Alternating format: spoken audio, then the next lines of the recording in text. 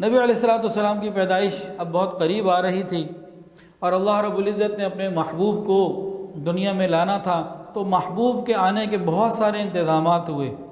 بہت ساری چیزیں ہوئیں۔ ایک واقعہ اور کیا پیش آیا، جس سال رسول اللہ صلی اللہ علیہ وسلم کی پیدائش تھی اس کو عام الفیل کہا جاتا ہے۔ قرآن مجید میں سورہ فیل میں الم تر کیف فعل ربک باصحاب الفیل الم یجعل کیدہم فی تضلیل وارسل علیہم طیرا ابابیل ترمیہم بحجارۃ من سجیل فجعلہم کعصف مأکول۔ اس صورت کے اندر اس کا واقعہ ہے، نبی علیہ الصلوۃ والسلام کی پیدائش سے تقریباً 50-55 دن پہلے یہ واقعہ پیش آیا، جس کو قرآن مجید میں اللہ رب العزت نے ذکر کیا۔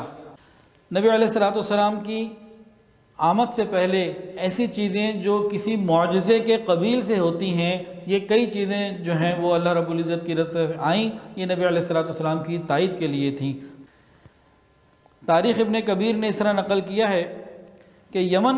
ملک یمن کے اوپر ایک بادشاہ تھا، مشرک تھا، اس کا آخری جو بادشاہ تھا ذو نواس، اس نے اس زمانے کے اہل حق کے اوپر یعنی عیسائیوں کے اوپر خوب ظلم کیے اور ایک طویل خندق جو ہے نا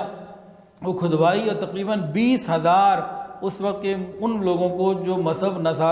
نصارہ عیسائی یعنی اللہ کو ایک ماننے والے تھے، صحیح العقیدہ تھے، اس زمانے کے مسلمان تھے، ان 20,000 لوگوں کو آگ میں ڈلوا دیا، خندق کھدوائی۔ قرآن مجید میں سورہ بروج میں اصحاب الاخدود پورا ذکر ہے اس واقعے کا۔ اس کے واقعات میں یہ بھی آتا ہے کہ جب لوگ جا رہے تھے تو ایک ماں جس کے ساتھ چھوٹا بچہ تھا وہ رکی، بچے نے کہا ماں آ جاؤ، رکنے کی ڈرنے کی بات کوئی نہیں ہے، تو آگے اللہ نے ان کے لیے خیر اور رحمت کے جنت کے معاملے رکھے ہوئے تھے۔ تو جو اصحاب الاخدود کو اس طرح اس نے ذو نواس بادشاہ نے جو یمن کا بادشاہ تھا ظلم کیا نا، تو 2 لوگ بچ گئے، اور وہ 2 لوگ کسی طرح سے بچتے بچاتے قیصر روم کے پاس آئے اور قیصر روم کو آ کے کہا کہ دیکھو ہمارے اوپر اتنا ظلم ہوا، آپ کو چاہیے آپ ہمارا بدلہ لیں اور ذو نواس اور ملک یمن کی اینٹ سے اینٹ بجا دیں۔ قیصر روم نے جب ظلم کی یہ داستان ساری سنی تو فوری طور پر اپنے قاصد کو نجاشی بادشاہ کے پاس بھیجا۔ نجاشی کا ملک حبشہ یمن کے قریب تھا اور نجاشی خود عیسائی بادشاہ تھا۔ نجاشی کو کہا کہ تم ان کی مدد کرو اور وہاں ذو نواس کے ملک یمن کے اوپر جو حمیر کے لوگ تھے ان پہ حملہ کرو۔ نجاشی بادشاہ تیار ہو گیا اور نجاشی بادشاہ نے اپنے 2 کمانڈر، 2 جرنیل جو بہت بڑے اس کے جرنیل تھے، ان کے ساتھ 2 عظیم لشکر روانہ کیے۔ ایک جرنیل کا نام تھا ابرہہ اور ایک جرنیل کا نام تھا اربات، ان دونوں کو روانہ کیا۔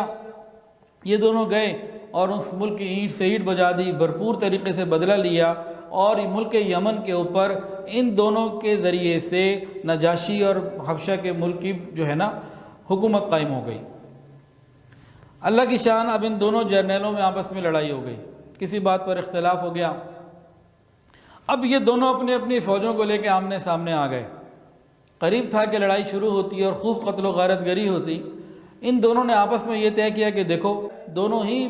ایک ہی قوم کے ہیں، ایک ہی لوگ ہیں، تو ہمارا جو آپس کا اختلاف ہے بجائے یہ کہ ہم بڑی جنگ کریں، ہم دونوں آپس میں لڑتے ہیں، جو بچ جائے گا وہ جیت جائے گا، تو لوگوں کو مارنے کی کیا ضرورت۔ ان دونوں نے یہ طے کر لیا، ان دونوں کی لڑائی شروع ہو گئی۔ اس لڑائی میں ابرہہ کی ناک کٹ گئی اور اربات جو ہے وہ قتل ہو گیا، اور ابرہہ جو ہے وہ فاتح بن گیا اور وہ ملک یمن کے اوپر اس طرح قابض ہو گیا۔ ادھر نجاشی کو پتہ چلا کہ میں نے انہیں بھیجا تھا ذو نواس کو مارنے، تو آپس میں لڑے بیٹھے ہیں۔ وہاں اس نے قسم کھا لی کہ میں اس کے بال کو زمین میں رگڑوں گا، میں بھی اس کے سر کو زمین پہ خاک آلود کروں گا، اس طرح کی کوئی قسم کھا لی۔ ابرہہ نے جب یہ سنا نا تو ابرہہ نے کیا کیا، فوری طور پہ حلق کروایا، بال نکالیں، اور کسی کو کہا کہ بھئی تم میرے بال لے جاؤ، اور یمن کی مٹی، اس نے قسم کھائی تھی کہ یمن کی مٹی میں اس کے سر کو مسل دوں گا، تو اس نے اپنے قاصد کو بلایا، کہا کہ دیکھو بھئی میرے بال بھی لے جاؤ، یمن کی مٹی بھی لے جاؤ، اور بادشاہ کو جا کے کہہ دو بھئی تم نے اپنی قسم ہی پوری کرنی ہے نا، تو میرے بال بھی حاضر ہیں، یمن کی مٹی بھی حاضر ہے، میں آپ کا تو غلام ہوں، وہ تو میری اس سے لڑائی تھی، میں آج تو آپ کا غلام ہوں۔ بادشاہ کے پاس جب یہ چیزیں پہنچی، اس نے کہا چلو اصل تو مجھے وفاداری چاہیے، اور بات تو مر ہی گیا، تو اس نے اپنی اس قسم کو اس طریقے سے پورا کیا اور ابرہہ کو اس نے معاف کر دیا۔ ابرہہ ادھر بادشاہ بن گیا۔ یہ ابرہہ کے بادشاہ بننے کی روایت تھی، یہ اس کا واقعہ تھا۔ ابرہہ جب بادشاہ بنا تو پھر وہی فرعونیت اور تکبر اور نمرود کی صفت اس کے اندر پیدا ہو گئی، اور اس کو یہ خیال آیا کہ اہل یمن میری حکومت کے لوگ حج کرنے مکے جاتے ہیں۔ اس کو یہ بات سمجھ میں نہ آئی، اس نے ایک بہت خوبصورت اور بہت ہیرے جواہرات سونا چاندی مال لگا کے ایک بہت بڑا گرجا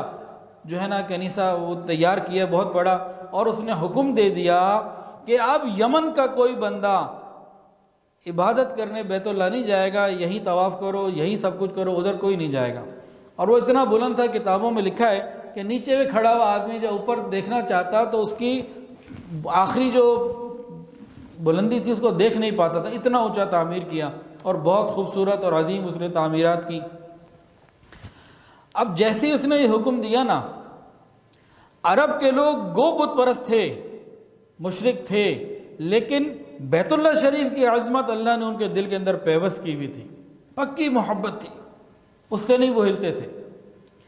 بیت اللہ شریف کی محبت، ابراہیم علیہ السلام کی محبت، اسماعیل علیہ السلام کی محبت، یہ ساری چیزیں ان کے اندر موجود تھیں۔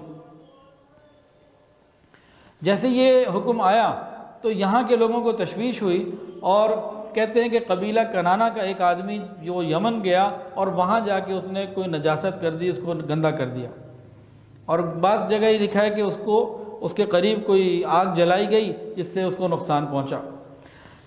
ابرہہ کو جب معلوم ہوا تو پوچھا بھئی کون ہے یہ؟ تو لوگوں نے کہا کہ بھئی یہ جس نے بھی نجاست کی ہے کوئی یمن کا تو ہو نہیں سکتا، ادھر ہی عرب ملکوں کا کوئی ہوگا، قریش کا کسی کا کوئی ہوگا، انہی کو اس سے تکلیف ہو سکتی ہے اور کسی کو کیا معاملہ۔ تو اس قسم کی جب کچھ